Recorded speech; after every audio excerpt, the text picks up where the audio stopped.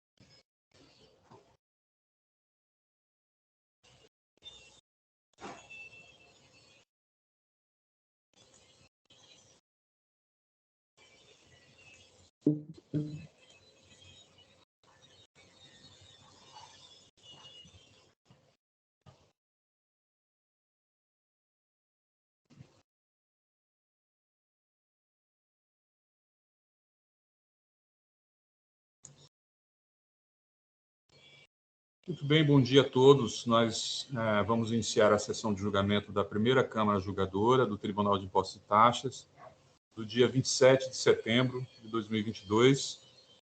Estão presentes aqui na sessão hoje eu conduzindo os trabalhos, o Dr. João Maluf Júnior, e os demais juízes, Dr. Herbert Lima de Rezende, Dr. Eduardo Soares de Mello e o Dr. Jandir da Aleluca. Temos aqui como representante fiscal a doutora Maria Cláudia Silveira. Vamos, então, iniciar com o processo de interfusão, distribuidor comercial, importadora e exportadora limitada, a IN 142609. Eu peço, então, aos colegas que se dirijam ao processo, da relatoria do Dr. Jandir. O Dr. Jandir o processo já se encontra em condições de ser editado o voto, mas o Dr. Jandir, se quiser, pode editar, mas, se eu não me engano, já se encontra aqui o voto, né, no processo, né, pelo menos o processo, mas o Dr. Jandir, se quiser, pode editá-lo, né. Temos a presença da doutora da doutora Maiara Faria Rezende, que, em substituição à doutora Cristiane Tami Tina de Campos Herrera, fará a sustentação oral do processo.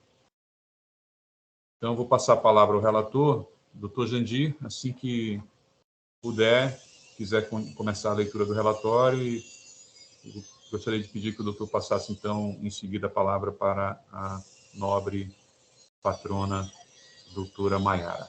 Obrigado, doutor Jandir. Pois não, doutor João. Bom dia a todos, senhores juízes, patrona, doutora Maiara. Eu vou fazer uma breve leitura do relatório, de forma bem sintética, e já a seguir eu transmito a palavra à doutora Maiara. Só uma perguntinha para a doutora Maria Cláudia, se realmente a representação vai fazer essa petição nos autos, com relação aos juros, ou se a senhora vai fazer por meio de manifestação? Vou fazer por meio de manifestação, acho melhor que aqui na sessão. Perfeito. Certo. Eu vou, então, passar a leitura das acusações. Só um segundinho, por gentileza. Nós estamos tratando de 3 acusações. A primeira e a segunda se referem a levantamento fiscal. A primeira é falta de pagamento do ICMS no período de janeiro a dezembro de 2016, decorrente de operações tributadas omitidas ao fisco, apurado por meio de levantamento fiscal específico, com base no artigo 509 do regulamento. A segunda infração se refere a recebimento, no mesmo período, de mercadorias sem documentação fiscal, também apuradas por meio de levantamento fiscal específico, também com base no artigo 509 do regulamento.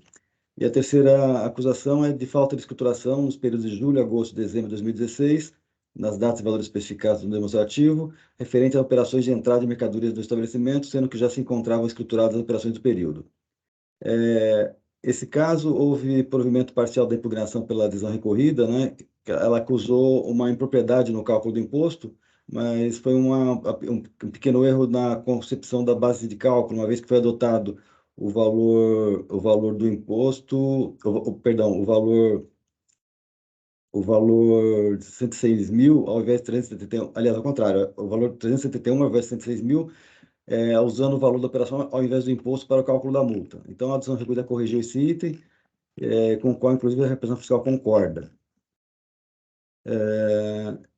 conforme a manifestação que ela fez no seu parecer de recurso de ofício. A representação fiscal também apresentou parecer, opinando pelo desprovimento do recurso ordinário, e, em síntese, são essas as ocorrências dos autos, e, com base nisso, eu passo então a palavra à doutora Maiara para expor as razões tanto do recurso ordinário quanto das contrarrazões de recurso de ofício por parte da empresa. Obrigado, doutor Maiara, por favor. Bom dia, conselheiros. Cumprimento a figura do nobre relator e todos os conselheiros. Eu vou tentar fazer uma sustentação bastante breve, trazendo alguns pontos, né, essenciais que foram levantados no recurso. Dentre eles, o principal, né, é a atividade que é exercida pela recorrente. A recorrente, ela é uma empresa que, dentre as atividades dela, ela tem a distribuição, né, de peças para máquinas utilizadas na construção civil. Né? Desde o ano de 1990, a empresa ela passou a atuar exclusivamente com a importação de insumos para a mineração dessas empresas de mineração, né, de médio e grande porte. Ou seja, desde 1990, ela somente opera com produtos importados, né, num percentual assim, que corresponde a 100% da sua atividade, revendendo, né, essas mercadorias dentro do mercado interno. Tendo em vista a atividade da empresa, é possível concluir que essas operações elas são inteiramente rastreáveis, né, dentro de todo o processo de importação, né, tendo em vista que essas operações confrontadas com todas as saídas de mercadoria permitem, né, que se faça essa conferência e toda a recomposição dessa operação mercantil.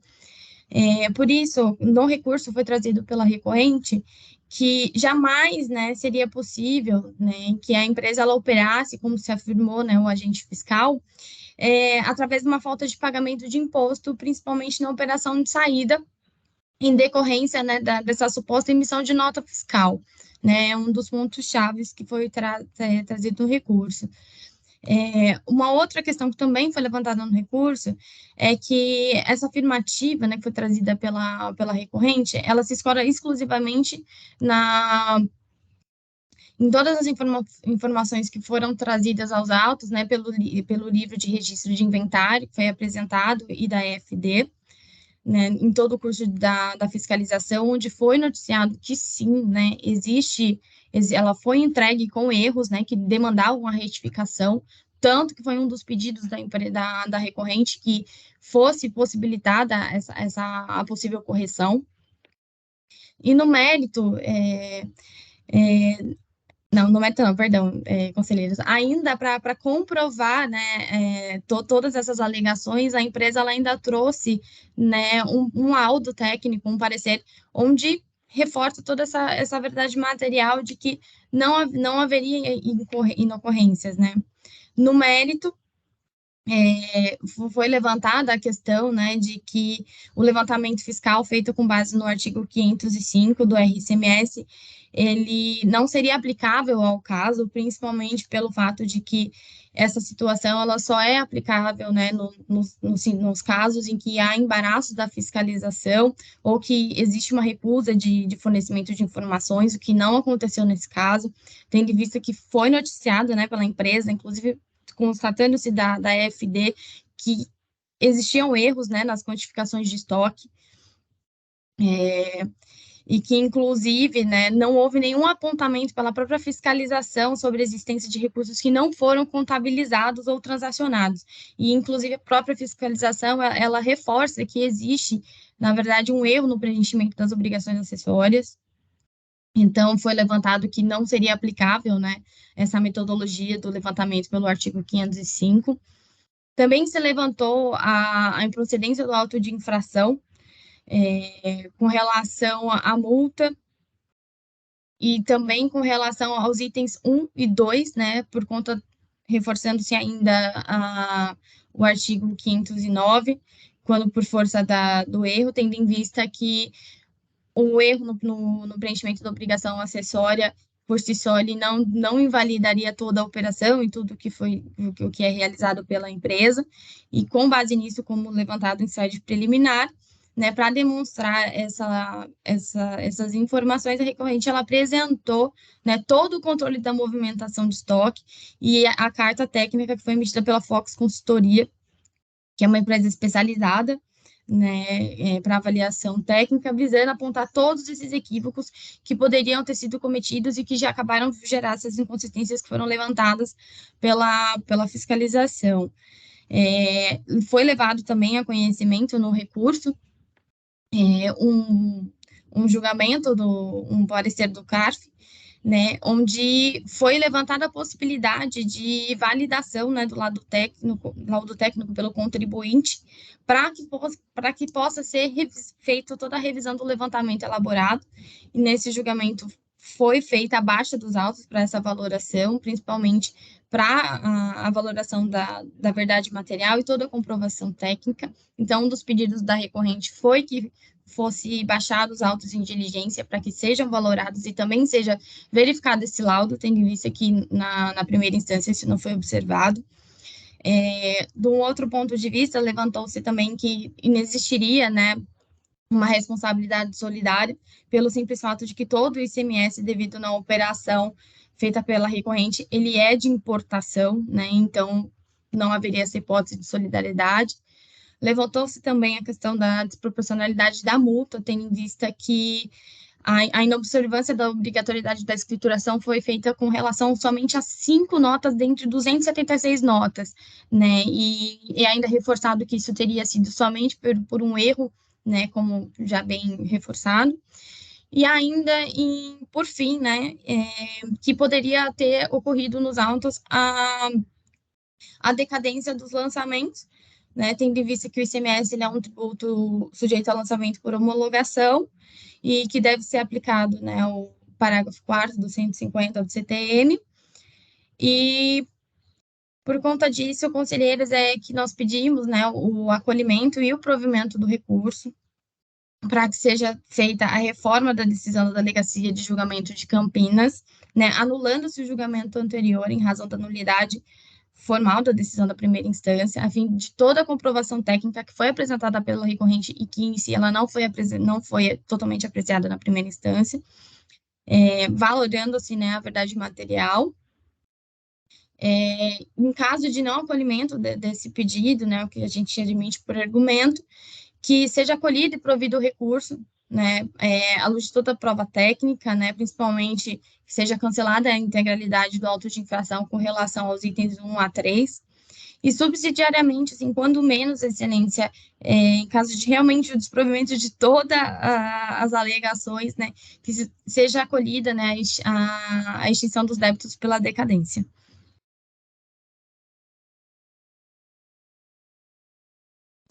Pois não, muito obrigado, doutora Maiara. Doutor Jandir. Pois não, doutor João. Inicialmente, eu cumprimento a doutora Maiara pela sustentação oral. Eu vou passar a leitura do voto.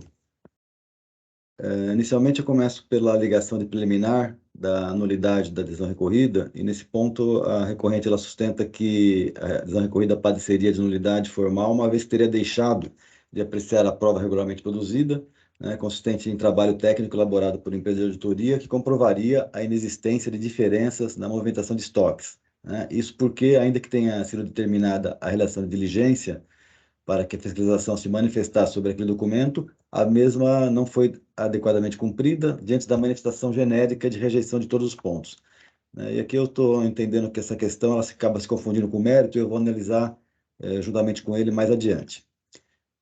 A recorrente também alega a decadência, e nesse tópico ela entende que parte das exigências fiscais estão acobertadas pelo manto da decadência, uma vez que o ICMS é um tributo sujeito a lançamento por homologação. Em razão disso, a contagem do prazo decadencial deve ser computada segundo o parágrafo 4º do artigo 150 do CTN. Eu vou até resumir esse ponto, porque em relação aos itens 1 e 2, eu estou aplicando aqui a súmula TIT número 15 de 2020, né, que é bastante clara com relação a aplicar para os casos de levantamento fiscal o artigo 173, inciso 1º, né? E com relação ao item 3, que trata da falta de escrituração fiscais, eu entendo que já comporta, per se, essa acusação, a ausência de atividade exercida pelo obrigado, né, a ser levada a conhecimento da autoridade tributária, né, passível de homologação, circunstância que afasta a aplicação do parágrafo 4º do artigo 150 do CTN, e atraindo, assim, a aplicação da regra decadencial instituída pelo inciso 1º do artigo 173, né? Então, desse modo, né, considerando que a autofração foi lavrada e notificada ao contribuinte em 29 de junho de 2021, não se encontrava decárcio de dívida da Fazenda Pública em relação aos períodos de apuração de janeiro a dezembro de 2016, itens 1 e 2, e de julho a agosto de dezembro de 2016, em relação ao item 3. E no mérito, primeiramente eu abordo os itens 1 e 2 do auto, né? As declarações objeto desses itens referem-se à exigência de ICMS apurado mediante levantamento fiscal específico relativo às operações realizadas no período de janeiro a dezembro de 2016. Aqui no item 15 do voto, eu transcrevo o artigo 509 do regulamento, né, que trata exatamente do levantamento fiscal, e já mais adiante no item 16 do voto, eu relembro o artigo 142 do CTN, né, que fala dos requisitos para a realização do lançamento, né, e já prosseguindo a partir do item 17, vale dizer, entre outros requisitos, constituem elementos indispensáveis do auto de infração, né, o lançamento de ofício, a verificação da ocorrência do fato gerador e a determinação da matéria tributável. No caso de levantamento fiscal específico, a fiscalização deverá levar em consideração, abre aspas, né, os valores das mercadorias entradas, mercadorias saídas, dos estoques inicial e final, dos serviços recebidos, dos prestados, das despesas, dos outros encargos e do lucro do estabelecimento, bem como de outros elementos informativos, fecha aspas, consoante o indicado artigo 509 do regulamento. Assim, procedeu a fiscalização, conforme se depende do seguinte excerto do relatório circunstanciado de folhas 8 e 13, né? E aqui nesse trecho do relatório, o que diz o relatório circunstanciado? Após a identificação das mercadorias negociadas pelo contribuinte, procedemos ao levantamento específico de todas as mercadorias comercializadas pela empresa, utilizando o seguinte cálculo, né? Então, esse cálculo que ele aborda aqui é exatamente essa fórmula, né, que o próprio artigo 509 do regulamento oferece, né? Ele usa o estoque inicial, mais remessa para remessa em geral, no caso aqui do CFOP 5905, mais devoluções, CFOP 2202, menos vendas, CFOP 6102, 6106 e 5102, mais retorno de armazém geral, retorno simbólico da mercadoria remetida a armazém geral, CFOP 1906, 1907, mais estoque final, né? E com base nisso que foi realizado o levantamento fiscal. A partir do item 20 do voto. Após diversas notificações, por via das quais foram solicitados esclarecimentos e tendo em vista as respostas apresentadas pelo contribuinte, a fiscalização apurou existência de diferenças de saídas e entradas. E aqui eu transcrevo o item do regulatório fiscal que também expõe as diferenças encontradas pela fiscalização. Dessa forma, cabe desde logo ressaltar que o levantamento fiscal específico não tem, por si, natureza de presunção. O levantamento fiscal busca meramente verificar, a partir de uma equação algébrica, a eventual existência de diferenças de saída de entradas de mercadorias. A partir da constatação de diferenças, que precisam ser demonstradas e não presumidas, é que se presumirá a ocorrência da operação ou presunção tributada, conforme o parágrafo 3º do artigo 509 do regulamento. No caso dos autos, a fiscalização, baseando-se nas informações constantes da EFD da recorrente, apurou a existência de diferenças e, por via de consequência, presumiu a ocorrência de operações tributadas. Nesse contexto, tratando-se de presunção de natureza juris tantum, caberia à recorrente o ônus de demonstrar em sentido contrário, isto é, que o levantamento fiscal teria sido derivado de erros que, uma vez reconhecidos, fariam desaparecer os alicerces da presunção da ocorrência da operação tributada. A autoridade julgadora de primeira instância, ao se deparar com os diversos documentos que instruíram a impugnação oportunamente apresentada pela recorrente, houve por bem converter o julgamento de diligência para que o fiscal autuante sobre ele se manifestasse. Cumprida a diligência, foi proferida a respeitável decisão recorrida, que apreciou o tema da seguinte forma. E aqui eu vou ler alguns trechos da decisão recorrida que falam a respeito dessa avaliação que foi feita da diligência, que é o cerne aqui, o principal elemento aqui da discussão travada nesses autos, né? Então, o que diz a decisão recorrida? As folhas 166 e 249 faz menção a uma carta técnica das análises vinculadas ao IEM, né? E o que o fiscal esclarece a respeito dessa carta técnica? As variações da quantidade de estoques apresentadas pelo contribuinte dos livros de registro de inventário foram devidamente lançadas no levantamento fiscal específico realizado. Esse tema é tratado pelo artigo 226 do Código Civil da seguinte forma, né? Que transcreve o artigo 226 do Código Civil. Pela leitura do dispositivo, podemos concluir que o livro inventário apresentado pelo contribuinte faz prova contra si. Não poderia ser diferente, do contrário, não existiria levantamento fiscal, mesmo porque, seja qual for o valor encontrado pelo fisco, bastaria o contribuinte alegar erro no seu livro fiscal. Outra alegação, né? O contribuinte, a carta técnica, né, diria que os fatores de conversão das unidades previstos no arquivo registro 0220, pertencentes à FD, a impugnante alega em relação a isso, né, que a empresa não observou o preenchimento desse registro, onde em diversos casos de importação de mercadorias para revenda, houve na prática a readequação da unidade de medida para atender e melhor especificar ao destinatário devido às particularidades dos produtos comercializados. E o que o fiscal alega em relação a isso? Né? Que no levantamento fiscal específico, as quantidades apresentadas nas notas fiscais de saídas e entradas dos livros de inventário apresentados pelo contribuinte, as unidades foram consolidadas por quilogramas ou toneladas, não havendo discrepâncias entre os documentos que compuseram o levantamento fiscal. Ou seja, a alegação do contribuinte não condiz com a realidade dos fatos questionados nesse auto de infração. Além disso, o contribuinte teria sido notificado, né, via DEC, em virtude de sua resposta à notificação, em relação aos anexos 2, 3, 4 e 5, a esclarecer detalhadamente o porquê do uso de códigos de produtos diferentes e NCM diferentes, conforme detalhado no relatório sequenciado. Dessa forma, ficou claro que foi aceito pelo fisco a resposta do contribuinte, o que foi levado em conta no levantamento fiscal efetuado pelo fisco. Ainda na carta técnica das análises, a impugnante alega que, com base na movimentação do estoque fiscal, foi possível recompor a análise dos saldos de estoque inicial e final, bem como a rastreabilidade da movimentação do período de outubro de 2012 até dezembro de 2016, né? Pois a impugnante somente opera com produtos importados no percentual que corresponde a 100% das suas atividades, né? Revendendo-os no mercado interno para empresas que atuam no setor de mineração. Em razão dessas características, as atividades impugnantes estão, né, e são alegações da impugnante, né, inteiramente fundadas na importação de produtos, ou seja, por operar somente com produtos importados, é fato que essas suas operações são inteiramente rastreáveis por força de todos os procedimentos de importação que faz ao longo de cada ano de suas atividades. E nesse item eu fiz esclarecer o seguinte, né, que o levantamento específico é realizado somente levando em conta o exercício de 2016, de acordo com os documentos fiscais de entrada e saída e livros de inventário apresentados, ou seja, o argumento de que é possível rastrear o seu estoque até outubro de 2012 é simplesmente irrelevante, pois, no momento, o impugnante consegue justificar as diferenças apresentadas no levantamento fiscal nas quantidades de mercadorias movimentadas no exercício de 2016 e as quantidades declaradas de seus estoques. Já as folhas 171429, o impugnante junta a consolidação das informações de bases fiscais, todas obtidas no ambiente SPED, tais como CFLPs, código de itens, livros de registro de estoque, registros fiscais de apuração de CMS, operações próprias, né? Livros de registro de entradas, livros de saídas, resumo de controle de estoques, referentes ao período de restabilidade da movimentação do período de outubro de 2012 até dezembro de 2016. E aqui ele salienta, né? É bom ressaltar que o fisco realizou o levantamento fiscal específico somente levando em conta o exercício de 2016. Já em relação aos documentos juntados da petição de folhas 430 e petição de folhas 755, trata-se de DANF de seus fornecedores emitidos pelo contribuinte documentos comprobatórios da movimentação referentes ao período de outubro de 2012 a dezembro de 2016. O fisco esclarece que esses documentos comprobatórios, conforme anteriormente exposto, são simplesmente irrelevantes, pois em nenhum momento o contribuinte ora autuado consegue justificar as diferenças apresentadas pelo levantamento fiscal nas quantidades de mercadorias movimentadas em 2016 e as quantidades declaradas em seus estoques. Como pode ser constatado, o trabalho fiscal foi elaborado com base em dados concretos, corretamente utilizados, cuja apuração apontou as diferenças demonstradas que são consideradas como decorrentes da operação tributária na disciplina do parágrafo 3º do artigo 509.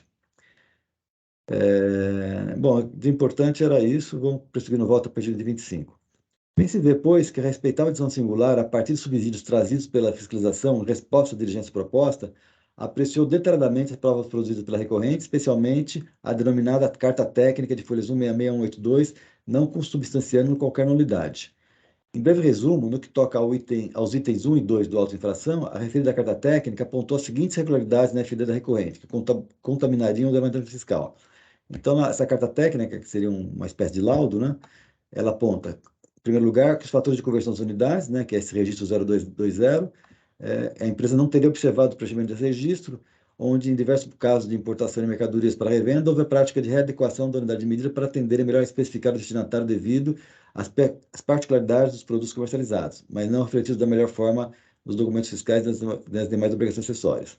É só uma parte aqui, só para ressaltar que, na verdade, a empresa está alegando, e com base até nessa carta técnica, de que a AFD dela estava incorreta. Ela reconhece que estava incorreta e ela entende que, com esses elementos aqui apontados nessa carta técnica, ela reconstituiria toda seus estoques, né? E de forma a justificar essa diferença. Então, por isso que ela mesmo fala a todo momento que ela indica irregularidades da sua própria escrituração, né? E prosseguindo, então, no segundo item que a carta técnica destaca, né, é que o estoque fiscal, em relação ao estoque fiscal, foram recompostos e analisados os saldos de estoque inicial e final, bem como a restabilidade da movimentação do período de outubro de 2012 até dezembro de 2016. Prosseguindo no voto. Entretanto, tais argumentos foram cabalmente espargidos pelas respostas apresentadas pela fiscalização, como se verifica foi as 411 do relatório de diligência, né? E a fiscalização, ela, baseando nesses elementos que nós mesmos já vimos agora salientados pela decisão recorrida, eu não vou nem fazer a leitura porque seria repetição, mas ela combate um a um esses argumentos e aqui depois no voto vão estar esclarecidos. Prosseguindo a partir do item 28. Ressalte outro 5 que o levantamento fiscal em SPEC foi realizado nos moldes do artigo 509 do regulamento, não se confundindo com o método presuntivo de que trata o artigo 509-A do mesmo Códex, cuja concepção se dá por meio de levantamentos financeiros. Isto é, no caso dos autos, era absolutamente desnecessária qualquer incursão fiscal na movimentação financeira da recorrente. A recorrente alega ainda, em relação ao item 2 do auto-infração, e aqui é um outro aspecto que é interessante, porque a recorrente ela alega no item 64 do recurso que, como está dito no item 2 do auto-infração, a exigência do recolhimento de ICMS em tal item é feita de forma solidária e tem por base o artigo 11, inciso 12 do regulamento, que está assim redigido, e aqui ela transcreve, curiosamente, não o inciso 12, mas sim o inciso 13 do artigo 11. Então, e ela prossegue baseando-se na relação do inciso 13, muito embora seria o inciso 12 que foi aplicado no caso, né? Então, nos itens 65, 66 e 67 do recurso ordinário, ela fundamenta a argumentação com base nessa responsabilidade do item 13, né, que diz que o destinatário paulista da mercadoria ou bem importado do exterior por importador de outro estado ou do Distrito Federal e entradas fiscais no estado, é responsável pelo imposto incidente do desembaraço aduaneiro e imperação subsequente, da qual decorrer a aquisição de mercadoria ou bem, ressalvado o disposto no parágrafo 2º. Então, no item 30 do voto, eu analiso essa questão no seguinte sentido. No entanto, é claro o equívoco da recorrente ao se referir ao inciso 12 do artigo 11 do regulamento, mas transcrever o inciso 13 do mesmo dispositivo, que está de situação distinta daquela versada dos autos, e sobre este último elaborar seu inconformismo. Com efeito, a acusação relativa ao item 2 do auto, como seu próprio enunciado indica, informa tratar-se de recebimento de mercadoria sem documento fiscal, apurado por meio de levantamento fiscal específico, nos termos do artigo 509 do regulamento, sendo que o imposto está sendo cobrado por solidariedade nos termos do artigo 11, inciso 12 do regulamento. E aqui eu transcrevo esse dispositivo. Portanto, também não há nada a prover sobre esse aspecto. Agora, por fim, indo para o inciso 3 do auto-infração, nessa rubrica, a recorrente não nega a infração, mas defende que decorreu de um erro que se pode considerar imaterial por conta também do fato de que são operações de retorno de mercadorias depositadas em depósito fechado, as quais são beneficiadas pela não incidência do ICMS, e que, nada obstante o recometido decorrente da ausência de registro de tais notas, é certo que esse não gerou efeitos tributários ante a não incidência que beneficia tais operações. Daqui eu transcrevo no artigo 85, inciso 5º, né, que trata da infração em questão, né, e eu, a partir do 85, falo o seguinte: verifica-se, pois, que a circunstância de se tratar de operações sem incidência do imposto já é tomada em consideração no apelamento da infração, reduzindo-se a multa de 10% para 5%, conforme, aliás, consta no DDF de folhas 4. É só fazendo uma ressalva, né? Isso porque no parágrafo 2º do artigo 85, ele fala isso, que nas operações se referirem a operações e prestações amparadas pela não incidência ou isenção, já haverá redução de 50% da penalidade, né? Então, essa circunstância já é levada em consideração no apelamento. E de mais a mais, a responsabilidade por infrações de legislação tributária independe da intenção do agente, do responsável e da efetividade, natureza e extensão dos efeitos, isso conforme o artigo 136 do CTN. Agora, passando a analisar o recurso de ofício. A responsável da decisão recorrida reconheceu a existência de erro no cálculo do imposto referente ao item 1 do auto, uma vez que foi lançado como imposto o valor da base de cálculo, foi lançado como imposto o valor da base de cálculo. Assim, adequou o imposto originalmente lançado para o valor de 106 mil arredondados, ao invés de 371 mil arredondados, passando a multa para o montante de 70 mil arredondados. Como bem apontado pela doutora Fernanda Fiscal, dos itens 7 e 9 do parecer de recurso de ofício, né, e aqui a redução fiscal ela reconhece esse equívoco, né, e concorda com a correção feita pela decisão pela instância.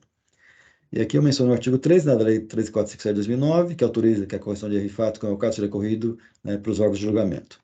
Então, por via de consequência, merece ser prestigiada a respeitável da recorrida também nesse aspecto. Agora eu abordo os juros, né? Quando os autos de lançamento de ofício atinente a fatos geradores ocorridos no ano de 2016, sujeitos a juros previstos no artigo 96 da Lei 6374 de 89, com relação da Lei 13.918 de 2009, cujos coeficientes eram, até a alteração implementada pela Lei 16.497 de 2017, superiores à taxa Selic. Contudo, como você disse, o Tribunal de Impostos promoveu a revisão da súmula 10, né, que passou a tentar a seguinte redação, e aqui eu transcrevo a redação nova da súmula 10 do TIT. Então, desse modo, considerando que as súmulas dessa corte têm caráter vinculante para todos os órgãos de julgamento, forte no artigo 52 da Lei 13.457, bem como que a matéria não poderia ter sido anteriormente citada pelo contribuinte à luz da vedação estatuída pelo inciso 3 do artigo 45 do mesmo diploma legal, posto que o enunciado similar anterior prestigiava, a taxa de juros prevista no artigo 96 da Lei 6374, de 89, na redação dada pela Lei 13.918 de 2009, para os períodos em questão, e tendo em vista a manifestação formulada pela doutora fiscal na presente sessão de julgamento, essa manifestação eu estou antecipando, mas vai ser feita pela doutora Maria Cláudia, torna-se imperioso determinar a limitação dos juros de mora incidente sobre o crédito tributário em litígio à taxa Selic. Então, dentro do exposto, por tudo mais que os autos consta, com esse recurso voluntário, ele dou parcial provimento exclusivamente para limitar os juros aplicáveis ao montante do imposto e multa das exigências fiscais objeto do auto de infração à taxa Selic, e com esse do recurso de ofício, mas nego-lhe provimento. Esse é o voto, presidente, que eu submeto aos pares e fico aqui à disposição para esclarecimento e debates. Muito obrigado. Perfeito, muito obrigado, doutor Jandir. Parabéns pelo voto, irretorquível. Né? O doutor abordou todas as questões de forma bastante clara, e eu vou acompanhá-lo integralmente, inclusive a questão do levantamento fiscal, o doutor falou muito bem. Né? Nós temos aí 2 passos no levantamento fiscal. 509, né? Ele pressupõe que haja uma questão probatícia, né? Uma prova que se verificou aí diferenças, né? De levantamento fiscal para que se possa, então, ter uma presunção, né? E o 509A, na verdade, é uma presunção direta, né? Se verificou aquilo na escrita, já se presume, então, a omissão de, enfim, falta de pagamento do imposto, enfim, por omissão de receita ou omissão de entrada, né? Então, é isso. Eu acompanho, inclusive, em relação à aplicação dos juros, perfeito. E eu vou passar, então, a palavra para os demais colegas. Doutor Herbert. Bom dia, colegas. Bom dia, doutora Maiá. Parabenizo pela sustentação oral. Parabenizo, doutor Jandir, pelo voto. Concordo em absoluto. Voto preferido. Acompanho a sua relatoria. Entendo também que a acusação não foi afastada pelo contribuinte, alegando ali os erros que ele trouxe. Não afastou a acusação nenhuma das 3. Perfeito. Muito obrigado, doutor Herbert. Doutor Eduardo. Também parabenizo o doutor Jandir. Acompanho integralmente o voto. Perfeito. Vamos ouvir a representação fiscal, doutora Maria Cláudia. Doutor Maluf, preciso que eu fiz a solicitação da manifestação, só para relativa aos juros, preciso que o doutor autorize, para que eu possa colacionar aqui no processo. Já concedi, doutora Maria Cláudia. Tá, ok. Vou fazer aqui. Em relação às demais questões, a representação concordou com a correção aí de erro de fato, relativa à alíquota no nosso parecer em recurso de ofício, e eu parabenizo o doutor Jandir pelo voto. Eu creio que o contribuinte ele não conseguiu aí infirmar o levantamento fiscal que foi feito pela autoridade fiscal com bastante brilhantismo, e o item 3 foi alegado um mero erro, e a solidariedade que está sendo cobrada no item 2, ela também se encontra respaldada em lei. Portanto, são essas as minhas considerações. Só peço aí um minutinho que eu possa colacionar essa manifestação. Perfeito. Vamos, então, aguardar a doutora Maria Cláudia para fazer a manifestação quanto aos juros, né? O doutor Jandir já proferiu seu voto para parcial provimento, aplicando a súmula 10 do TIT em sua nova redação. As exigências referem-se ao levantamento fiscal de 2016, então, portanto, comporta essa retificação com base na nova redação da súmula 10. E, em relação à questão do recurso de ofício, está perfeitamente exposto, né? A representação fiscal concorda, a fiscalização concorda, e, de fato, a correção de erro nesse sentido não acula em nada o auto de infração, muito pelo contrário, a nossa função aqui no contencioso é exatamente essa, né? Então, até se fala, né, se diz uma uma expressão aí com a qual eu não concordo 100%, mas é o que se fala, né, que o nosso trabalho é o de aperfeiçoamento, né, do auto-infração, e isso está previsto no artigo 13 da Lei 13.457, então é plenamente cabível aqui, não há nenhuma mácula no auto-infração por conta dessa correção. Então, já foi feito. Já produziu sua manifestação, a representação fiscal já se encontra aqui. A doutora Maria Cláudia gostaria de ler a manifestação? Já é conhecida, né? Já é conhecida, doutora, dispenso a leitura. Perfeito. Então, eu vou encerrar os debates e pedir aos colegas que confirmem a presença.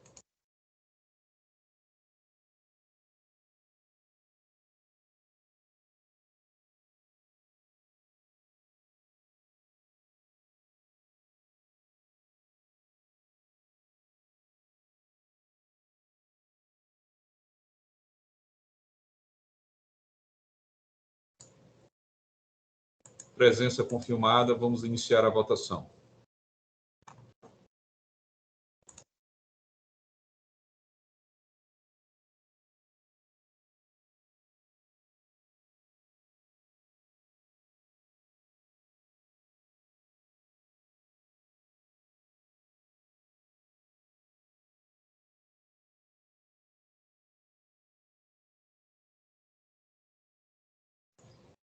Votação realizada, o processo de interfusão, distribuidor comercial, importadora, exportadora limitada, AIM 442.609, teve o seu recurso ordinário conhecido integralmente e parcialmente provido. E o recurso de ofício conhecido integralmente e não provido em decisão unânime. Esse foi o processo da interfusão. Eu agradeço aqui a participação da doutora Maiara. Muito obrigado, doutora Maiara. Tenha um bom dia. Vamos, então, passar para um próximo processo.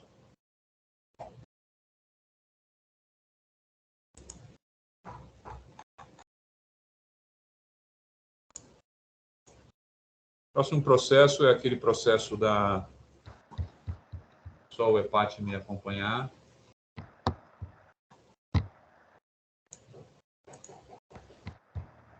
É o processo da Fujioka Eletroimagem S.A., AIM 4145399, a relatoria do doutor Eduardo. Peço aos colegas que se encaminhem ao processo. Não há pedido de sustentação oral. Presidente, eu preciso só editar meu voto. Perfeito. Eu vou fazer as gravações aqui de praxe, né, da sustentação oral, e já abro para a edição do voto, doutor Eduardo. Obrigado, presidente. Pronto, já está aí, doutor Eduardo. Assim que o doutor fizer a edição do seu voto, pode já iniciar a leitura, assim que estiver pronto. Muito obrigado. Perfeito. Só um segundo.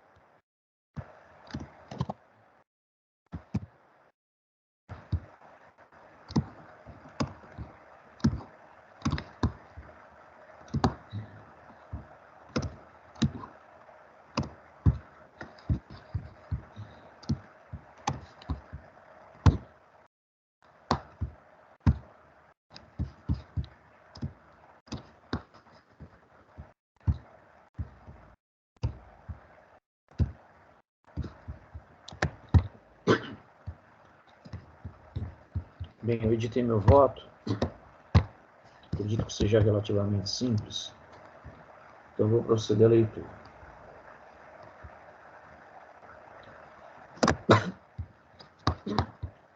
A autuada, ora recorrente, sofreu a lavratura do presente auto de infração e imposição de multa com a seguinte acusação fiscal.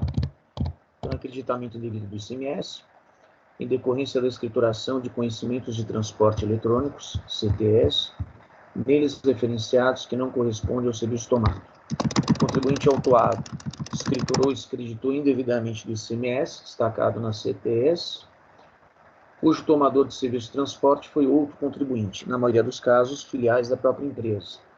E aí, o relato da infração traz ali os documentos que suportariam a acusação fiscal.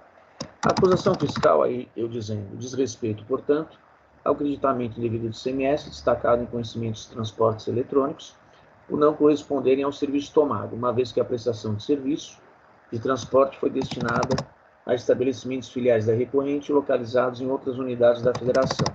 Então, houve a decisão de primeira instância, mantendo o auto de infração, apresentação de recurso ordinário contra razões, essas por parte da Fazenda Pública do Estado de São Paulo. Observo tratar-se de infração incontroversa, normalmente porque a própria recorrente registra na peça recursal que, abre aspas, houve um erro de sistema, posto que a parametrização entendeu como registro do crédito do ICMS, prestação de serviços tomados pela filial 97 Espírito Santo, que foram aproveitados pela filial 95 em São Paulo, fecha aspas, digo eu.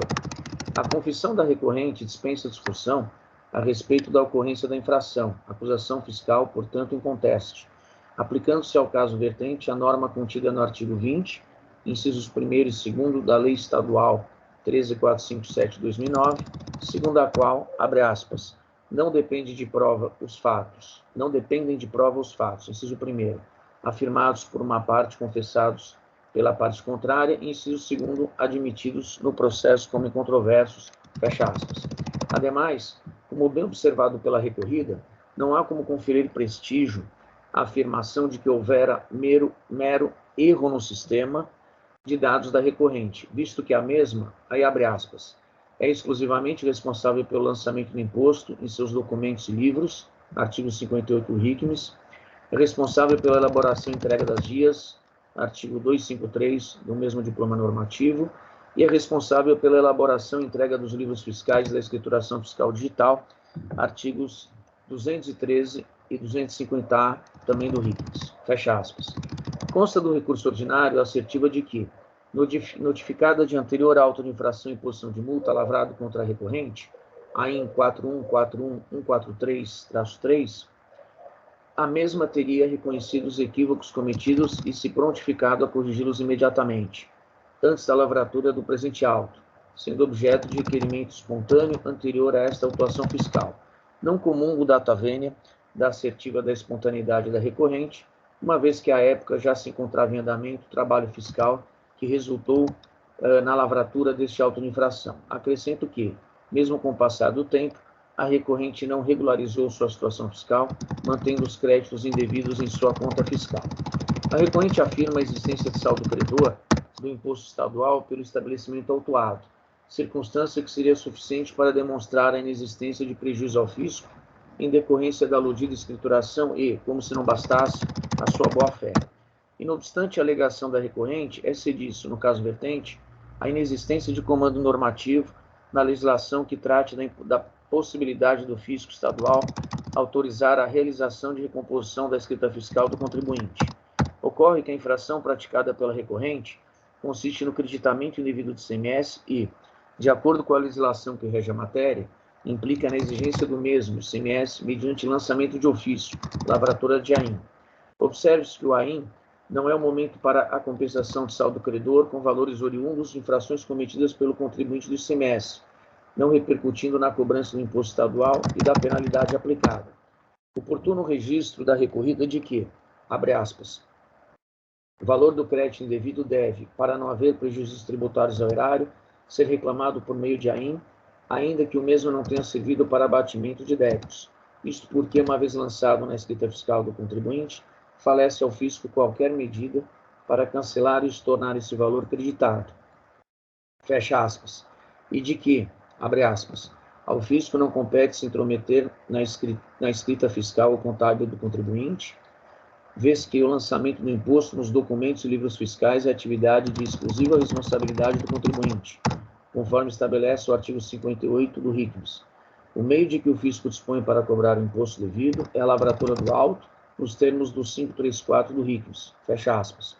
A recorrente se pauta nos referidos fatos, no caso, conduta marcada pela boa-fé e inocorrência de omissão de recolhimento de ICMS em face da inexistência de saldo credor, para pleitear a relevação ou a redução da penalidade aplicada nos moldes do artigo 527A do RICMES, que é o decreto 45.420/2000.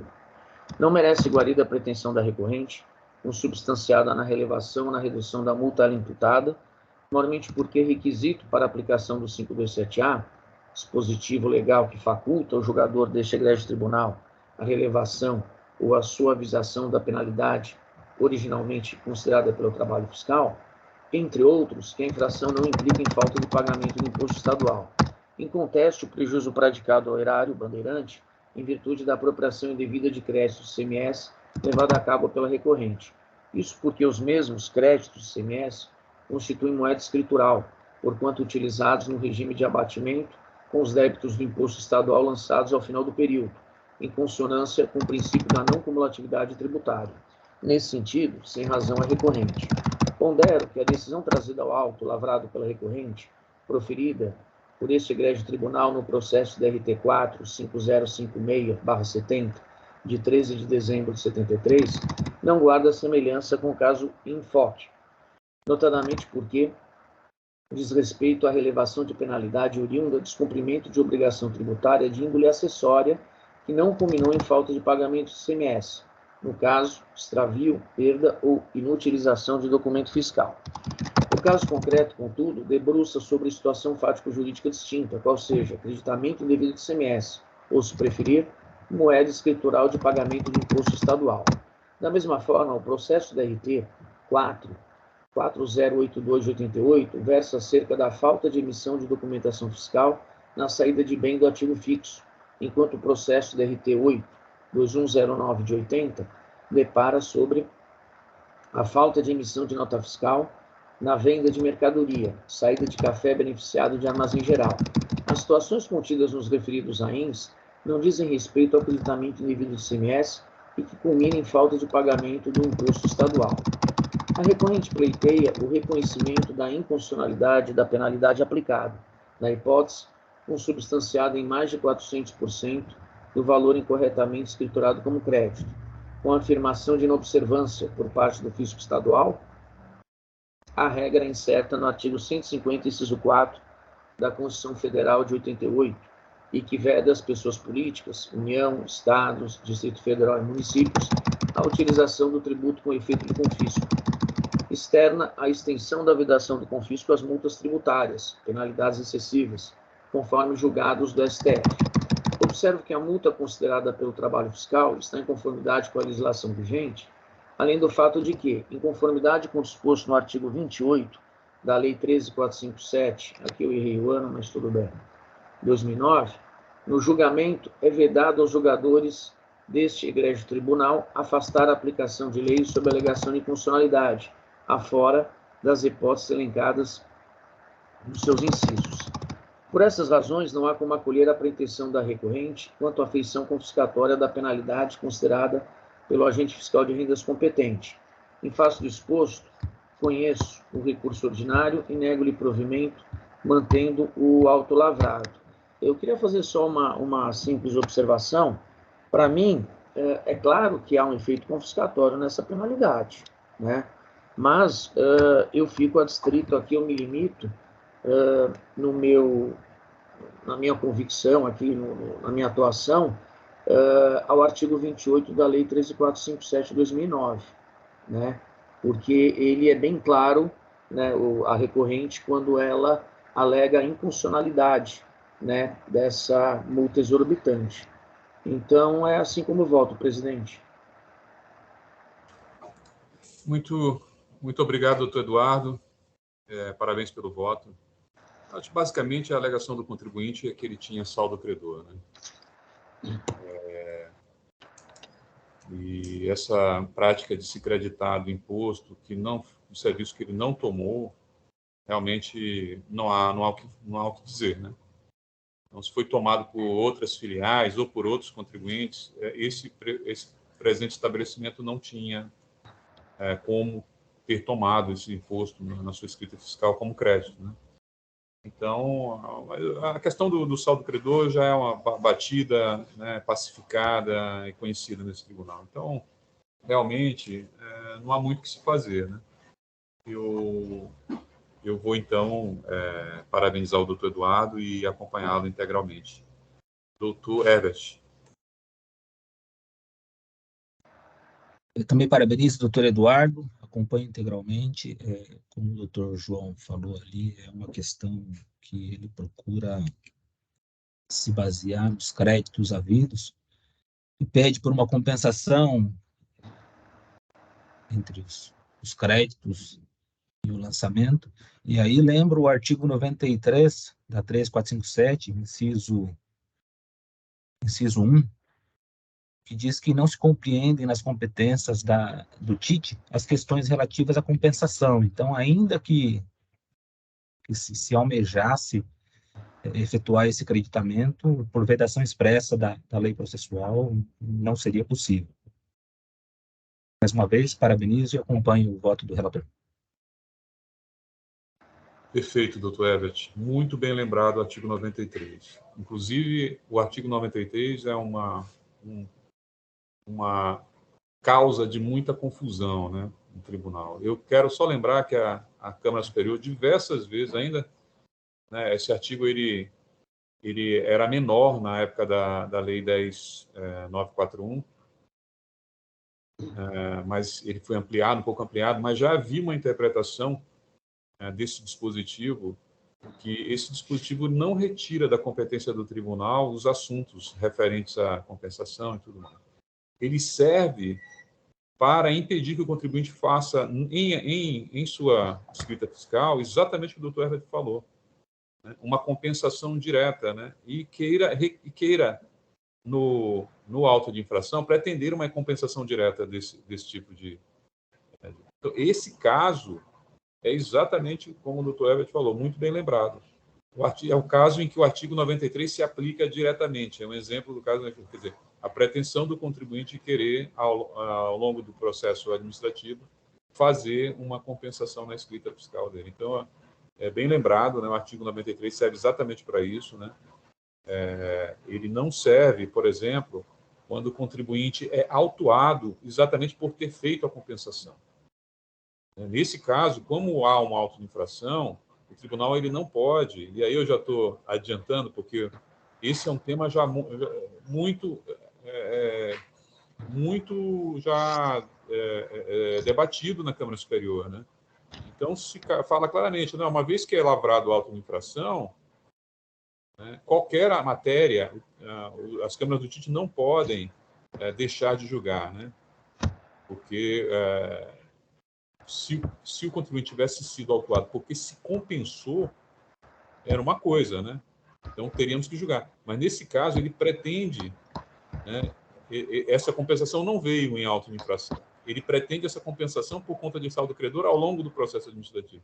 Então, é um caso clássico de aplicação do artigo 93. Sim, Lembrado, e aí também cumpre lembrar que o saldo credor ele não foi ignorado, né? Ele é considerado apenas para não correr na incidência de juros, exatamente como foi lançado. Perfeito. Muito bem lembrado também. Muito obrigado, doutor Everett. Doutor Jandir. Pois não, doutor João. Pelas razões aí bem expostas no voto, né? É uma infração reconhecida, o caso não comporta realmente a aplicação da redução, né, da multa, e pelas abordagens aí feitas pelo Dr. Herbert e o professor próprio, eu acompanho integralmente o Dr. Eduardo. Obrigado. Muito obrigado, doutor Jandir. Doutora Maria Cláudia. Cumprimento o doutor Eduardo aí pelo voto e o doutor Herbert aí por enriquecer a discussão. Trata-se de um fato incontroverso, né, doutor? Ele não contestou, apenas alegou má fé, erro, então não há o que se argumentar. Perfeito. Muito obrigado, doutora Maria Cláudia. Então, nós estamos aqui em condições de encerrar os debates, né? Temos uma unanimidade aqui. Eu vou, então, pedir aos colegas que marquem a presença. O doutor Eduardo já registrou seu voto pelo conhecimento e não provimento do recurso. Eu vou, então, pedir, verificando o quórum, pedir aos colegas que registrem a sua presença.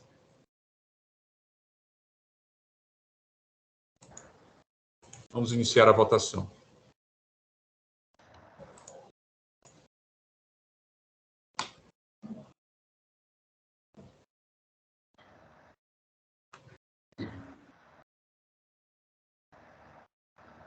Votação realizada, o processo de Fujioka Eletroimagem S.A., a IN 145399, teve o seu recurso ordinário conhecido integralmente e não provido em decisão unânime. Esse foi o nosso último processo de hoje. Eu quero, então, agradecer a presença de todos. Parabéns ao Dr. Herbert, muito obrigado por estar presente hoje, seja sempre bem-vindo. Parabéns aos demais juízes pelos votos proferidos, Dr. Eduardo Soares de Mello, Dr. Jandir Aleluca, e também cumprimento a doutora Maria Cláudia pela participação, como sempre, bastante ponderada e atenta, né, nos processos. Muito obrigado a todos. Como é de praxe, eu vou passar a palavra para cada um fazer suas considerações finais. Eu vou passar, primeiramente, ao doutor Jandir, né, que é o nosso arauto aí dos momentos marcantes, né, das nossas vidas aqui, e do calendário também festivo, que faça as suas considerações finais, doutor Jandir. Muito obrigado. Obrigado, doutor João. Inicialmente, eu gostaria de cumprimentá-lo, né, pelo exercício da presidência, com extrema competência, já como de hábito, né? Assim também como cumprimento do doutor Eduardo, doutor Herbert e também a doutora Maria Cláudia, né, pelas participações e manifestações sempre elucidativas que acabam trazendo bastante brilho aos nossos julgamentos. Agradeço também ao setor técnico, né, o Alviverde Jailson, ao Tricolor Hélio e toda a equipe. E antes de falarmos, né, sobre a data de hoje, né, que comemoramos essa data, a doutora Maria Cláudia me alertou antes do início da sessão, e eu não poderia deixar de mencionar que na semana passada, no dia 21 de setembro, foi comemorado o Dia do Auditor Fiscal, né? E essa data foi escolhida, eu estava pesquisando aqui rapidamente, em razão da comemoração do Dia de São Mateus. São Mateus era um cobrador e arrecadador de tributos. Então, assim, eu cumprimento e parabenizo todos os colegas auditores fiscais, né, que mesmo não sendo santos, né, pelo menos nem todos, exercem uma função tão nobre e tão importante para o país, né? Agora, falando da data de hoje, o dia 27 de setembro, trata-se de uma data, né, um dia que merece ser lembrado e divulgado, né? Trata-se do dia... Essa data foi instituída pela Lei 11.584 de 2007, né? E sempre lembrando, né, que é uma data que por conta até da sua importância... Cortou aqui para mim, é dia do quê hoje? Dia da doação de órgãos, Dia Nacional da Doação de Órgãos. E essa data ela foi eleita, né, para essa lei 11.584, e ela dispõe no artigo 1º que essa data deve ser comemorada no dia 21 de setembro, 27 de setembro, e que no período de 2 semanas, né, isso parágrafo único, diz que será promovida diariamente uma campanha de estímulo à doação de órgãos, né? Mas só que eu, sinceramente, reconheço que eu não tenho visto essa campanha, não tenho visto nenhuma divulgação desse assunto, né? Com exceção de uma viagem que eu fiz fim de semana, eu vi uma placa na estrada, uma placa eletrônica, né, dizendo sobre a importância da doação de órgãos. Mas acho que é muito pouco, né? É uma data, então, que merece ser mais divulgada, né? Até porque é uma forma de proporcionar, né, ao outro ser humano uma significativa melhora na qualidade de vida e, em muitos casos, a própria vida, não é verdade? Então, talvez seja a última oportunidade uma pessoa, né, vai ter de fazer bem para o próximo, e então eu acho que não merece desperdiçar essa chance, né? E com isso, eu encerro, né, lembrando essas 2 datas importantes, desejando uma excelente semana a todos. Muito obrigado. Perfeitamente, doutor Jandir. Muito obrigado. Doutor Eduardo. Eu gostaria de parabenizar a todos, né, especialmente o excelente voto do doutor Jandir, e dizer que essa menção ao dia, né, da questão da doação dos órgãos é fundamental, né? A gente tem que pensar no próximo e, infelizmente, isso não é uma cultura, né, da nossa sociedade, do nosso povo, né? Mas é um ato, acho, tão belo quanto a doação, né? Então, seria importante que houvesse uma maior divulgação, realmente, para nós nos tornarmos pessoas, né, seres humanos mais evoluídos, né? E já aproveitando para desejar a todos uma excelente semana, né? Muito obrigado, doutor Eduardo. Doutor Herbert. Agradeço aos colegas por essa manhã que passamos aqui, debates interessantes. Muito bem lembrado, doutor Jandir, o dia de hoje. A doação de órgãos é uma coisa que a gente tem que chamar mais atenção. como você disse, é a possibilidade de permitir até mesmo a vida a alguém que depende daquilo, né? Eu, desde já, me identifico como doador de órgãos. Não negaria que o meu coração corintiano batesse no outro peito. Parabéns, colega. Muito obrigado. Estarei Valeu. junto aqui mais 3 sessões, tá? Substituindo a doutora Luciana. Doutor Eduardo, eu não vou permitir. Não, hoje, mas eu vou passar a palavra ao doutor Eduardo, peço que seja breve aí nessas considerações. Não, eu vou ser breve e a maneira eu vou fazer depois que a gente desligar, ficar só entre nós, porque eu tenho um comentário a fazer. Mas dentro dessa questão, né, da doação dos órgãos, a gente não pode esquecer que o nosso querido amigo Valério está vivo graças a um transplante, né, de fígado, né? O Valério, que há muito tempo é da Secretaria da Fazenda e é juiz da Câmara Superior, né? E a gente acompanhou, principalmente o doutor Maluf e eu, quando estávamos na Câmara Superior, todo o drama que você tem, mesmo depois que você faz o transplante, né? Ou seja, mesmo depois da cirurgia, todo o ano seguinte à cirurgia, como ele sofreu, né? Como foi difícil para ele, e como o nosso presidente, a gente não pode deixar de falar, o Argos, ele esteve sempre ao lado, amparando e ajudando, né? Então, graças à mente, né, à espiritualidade dessa pessoa, da família que doou esse órgão, Valério e tantos outros Valérios estão vivos ou viveram muito mais tempo, né? Então, muito bem lembrada a data pelo Dr. Jandir. Obrigado, presidente. Muito bem lembrado, doutor Eduardo. O doutor Valério é uma pessoa, figura humana esplêndida, né, e profissional, sem nenhuma mancha, enfim, de competência reconhecida, né, todos os seus votos, trabalhos na representação fiscal, e agora trabalham como juiz do tribunal, né, então, inclusive, durante esse processo todo, né, ele conseguiu terminar um doutorado em Direito, então, realmente é louvável, né, e admirável, né, um exemplo, né, o doutor Valério. Muito obrigado, doutor Eduardo. Mais alguma coisa?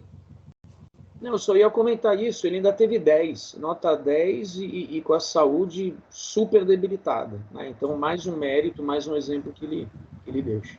Perfeito. Muito bem lembrado, doutor Eduardo. Doutora Maria Cláudia, para encerrar nossas considerações no dia de hoje. Eu também admiro muito o trabalho do Dr. Valério, muito bem lembrado, e na época eu doei sangue, inclusive, para o Dr. Valério, e eu estendo a doação de órgãos também ao lembrete de todos fazerem o cadastro no REDOME, que é o cadastro de doação de medula óssea, que também pode salvar vidas, porque o ano passado eu doei medula para o meu pai e salvei a vida dele. Ele foi diagnosticado com o pior tipo de leucemia e, graças à minha doação, ele conseguiu sobreviver. Mas muitos não têm, né, um parente para doar medula óssea, e você simplesmente colhendo seu sangue, fazendo o cadastro no REDOME, que é o banco de medula óssea, você pode estar salvando a vida de alguém, mesmo que seja de um estranho. Perfeito, muito bem lembrado. Parabéns, né? Uma história de vida, né?